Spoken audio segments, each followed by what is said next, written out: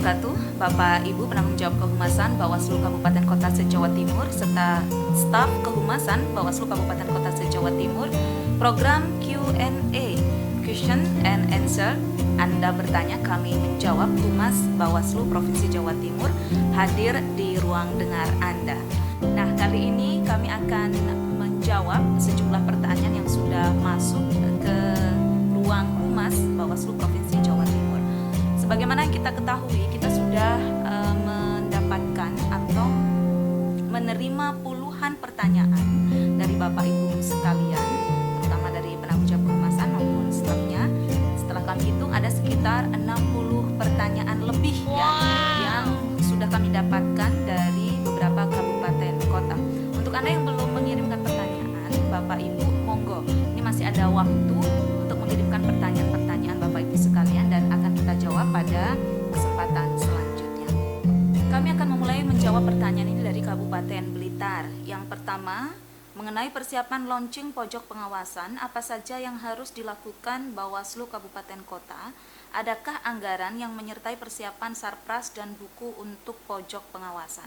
Terkait dengan anggaran, kami kemarin sudah menyampaikan kepada seluruh Korsek pada saat rakor di Prigen Kabupaten Pasuruan. Silakan itu ditindaklanjuti. Dan kemudian apa saja yang harus dipersiapkan? Yang pertama harus MOU terlebih dahulu atau MOA ya dengan lembaga-lembaga yang ada di Kabupaten Blitar. Nah, dalam MOU atau MOA itu ada menu wajib dan ada menu pilihan. Menu wajib ini ada SKPP, Sekolah Kader Pengawasan Partisipatif, dan ada pojok pengawasan. Menu sunahnya silahkan itu menjadi kesepakatan antara teman-teman Bawaslu Kabupaten Blitar dengan lembaga yang menjalankan MOA dan MOU dengan Bawaslu Kabupaten Blitar. Kemudian yang kedua, platform mana yang paling diutamakan Bawaslu Jatim dan Kabupaten Kota dalam menyebarkan informasi kepada netizen.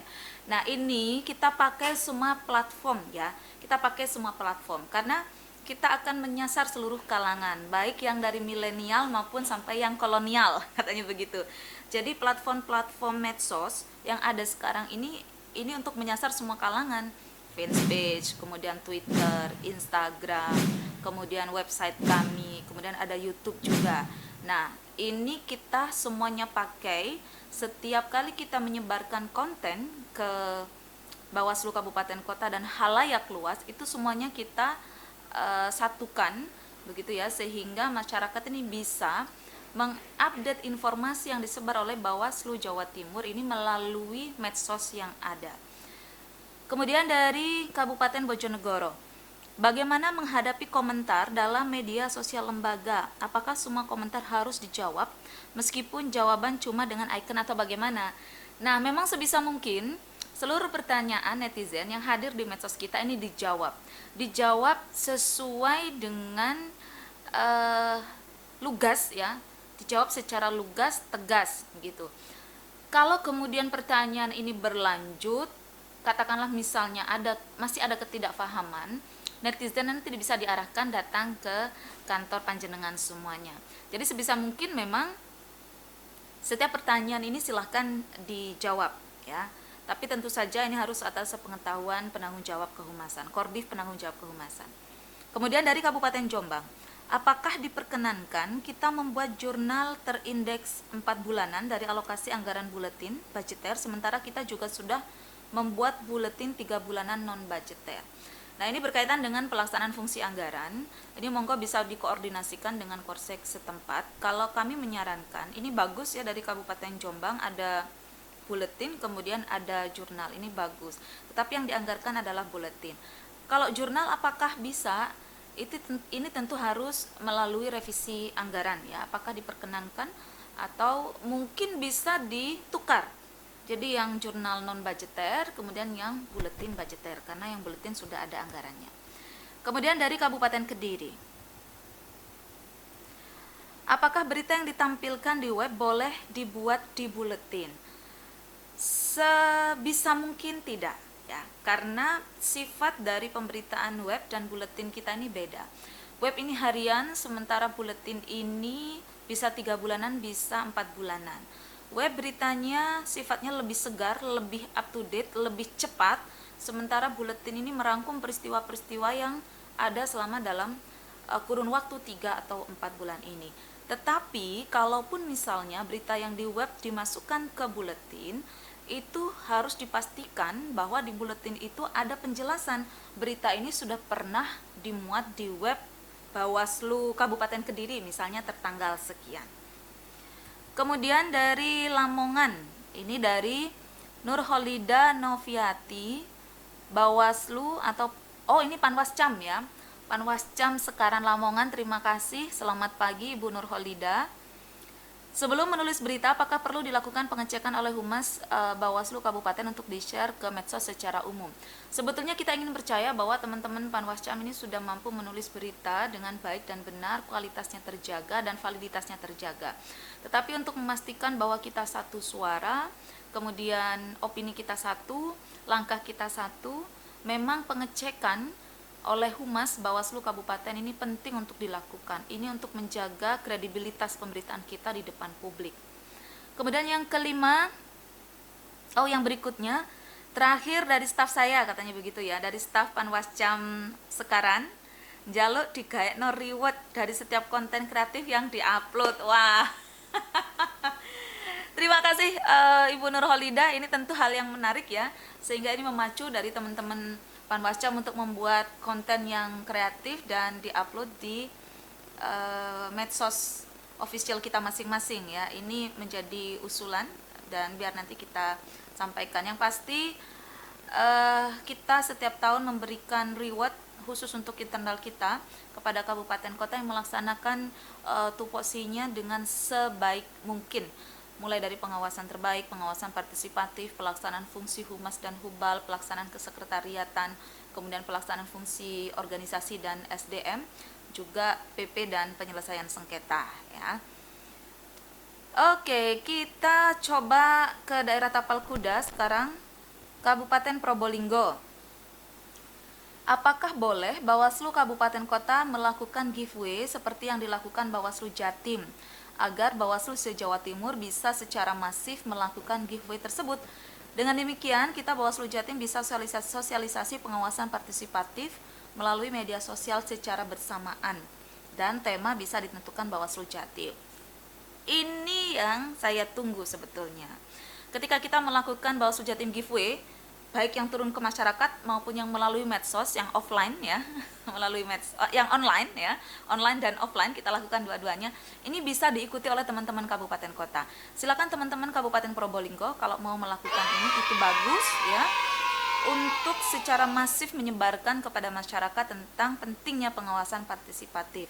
Karena yang kita tahu jumlah pengawas kita ini sedikit ya, tanpa ada masyarakat jadi kita tidak akan bisa optimal mengawasi. Meskipun sejauh ini dari hasil kompilasi angka temuan maupun laporan ini ternyata masih banyak temuan. Artinya keberadaan Bawaslu atau pengawas pemilu ini masih sangat dibutuhkan ya. Silakan dilakukan, itu bagus. Kalau misalnya dilakukan untuk tema tidak perlu ditentukan oleh Bawaslu Jawa Timur. Teman-teman kabupaten kota bisa melakukannya sendiri, bisa dengan kebutuhannya, melihat kebutuhan teman-teman kabupaten kota, isu apa dan tema apa yang akan diangkat, itu tentu teman-teman kabupaten kota lebih paham. Dari Probolinggo kita coba ke daerah Mataraman ya, Ponorogo. Dalam menjalankan fungsi dan tugas kehumasan, berapa personil staf yang terlibat di Bawaslu Jawa Timur? Dan kalau boleh tahu, apa saja bagiannya? Nah, staf humas dan hubal di Bawaslu Provinsi Jawa Timur ini ada 6 ya. Yang pertama yang sedang syuting bersama kita ini ada Mas Bagus, Ilham Bagus Priminanda. Ini memang bagian IT dan Mas Bagus ini yang bertugas untuk dan bertanggung jawab untuk mengisi konten kita. Kemudian ada Mas Krisna, fotografer kita yang bertugas mengkompilasi foto Bapak Ibu sekalian, sehingga kami di Humas ini punya insya Allah ya foto setiap komisioner Bawaslu Kabupaten Kota se-Jawa Timur. Kemudian ada Royin Fauziana, ini adalah staf bagian administrasi yang mendukung pelaksanaan fungsi administrasi di Humas Hubal. Kemudian ada Mas Tangguh. Ya, Mas Tangguh ini PIC Hubal. Jadi personal in charge Hubal yang berkaitan dengan MOU dan SKPP itu ada Mas Tangguh. Jadi kalau teman-teman Bawaslu Kabupaten Kota ingin koordinasi tentang MOU dan SKPP, silakan langsung ke Mas Tangguh ya. Kemudian berikutnya ada Mas Rizal. Mas Rizal ini juga bagian IT, tapi lebih fokus kepada pembuatan flyer dan buletin kita ya. Jadi kalau misalnya buletin sedang layout, ini Mas Rizal, dan sekarang tampaknya Mas Rizal ini belum bisa diganggu karena sedang fokus melayout buletin yang ke-6 Bawaslu Provinsi Jawa Timur. Kemudian yang terakhir ada Mas Aci, ini mantan baru. Taufikil Aziz ya namanya, panggilannya Aci.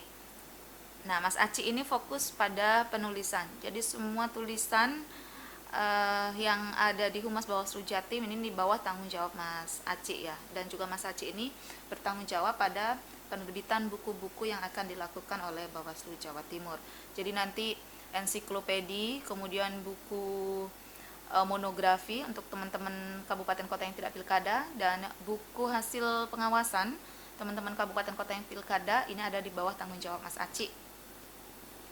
Kemudian yang kedua dari Ponorogo, dalam program SKPP Sekolah Kader Pengawasan Partisipatif, apa saja target jangka pendek dan jangka panjang dan kapan program tersebut dilaksanakan. Jangka pendek tentu saja kita akan menjaring sebanyak-banyaknya pengawas partisipatif ya, baik pemilu maupun pilkada, dan jangka panjangnya akan semakin banyak masyarakat yang mengerti bagaimana mengawasi ya, dan bagaimana menjadi pengawas partisipatif. Bagaimana ketika ada pelanggaran kemudian masyarakat memberikan informasi awal kepada kami atau memberikan laporan kepada kami. Sehingga demokrasi, kualitas pemilu pilkada yang kita laksanakan ini sesuai dengan cita-cita bangsa kita. Itu Ponorogo. Kapan program tersebut dilaksanakan? Sebetulnya kan mau kita laksanakan Maret April ini ya, sesuai dengan surat edaran dari Bawaslu RI, tetapi kita semua sedang menghadapi pandemi global COVID-19 sehingga program ini terpaksa kita tunda. Kapan dilaksanakan tentu kita semua masih menunggu arahan dari pimpinan di Bawaslu RI. Yang terakhir kita coba agak ke selatan. Ini dari Kota Blitar. Bagaimana struktur arahan Pak Kasek terkait pembuatan struktur PPID di Bawaslu Kabupaten Kota, sementara di sisi lain Satker Bawaslu Kabupaten Kota belum terbentuk. Kalau memang struktur PPID harus dibuat, mohon arahan struktur yang benar seperti apa. Nah, Kota Blitar, kemarin kami diundang oleh Bawaslu Republik Indonesia, seluruh Bawaslu Provinsi, ini membicarakan tentang PPID. Memang arahnya nanti Bawaslu Kabupaten Kotanya akan membuat PPID mandiri.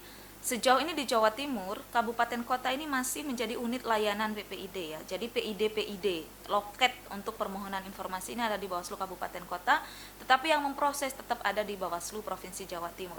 Kedepan arahnya ini akan membentuk PPID mandiri, PPID sendiri di Bawaslu Kabupaten Kota. Kapan dan bagaimana tentu pimpinan Bawaslu Republik Indonesia sedang membuat edarannya, jadi ditunggu saja, tapi mulai sekarang silakan dipersiapkan karena untuk memenuhi standar PPID kabupaten kota ini sudah cukup sebetulnya ya, minimal ada 2 PNS yaitu Korsek dan Bendahara.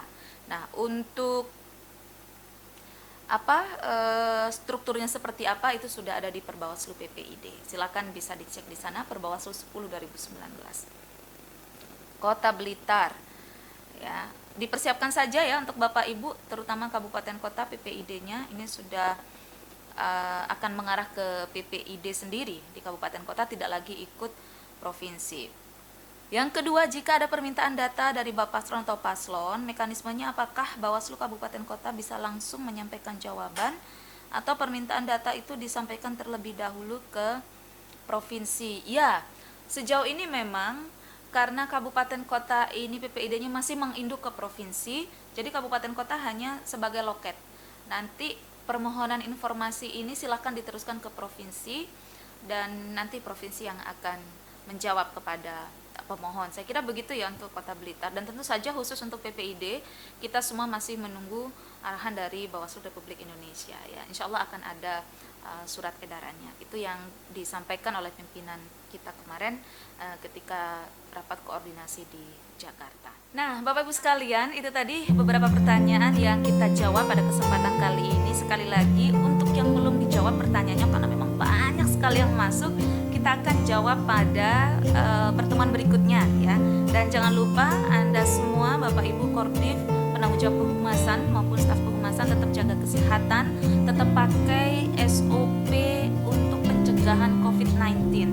Kita tetap bekerja dari rumah, tetapi kalau harus keluar rumah karena kemendesakan ya, karena keterpaksaan misalnya, jangan lupa pakai masker, bawa hand sanitizer ya. Kemudian sering-seringlah cuci tangan dengan sabun. Dan Bapak Ibu sekalian, juga sahabat Bawaslu, jangan lupa follow akun medsos kami di bawah ini, pantau terus setiap hari karena setiap hari akan ada berita-berita terbaru ya. Dan kami pamit undur diri, kita akan bertemu lagi pada Q&A Humas Bawaslu Jawa Timur episode berikutnya. Terima kasih. Wassalamualaikum warahmatullahi wabarakatuh.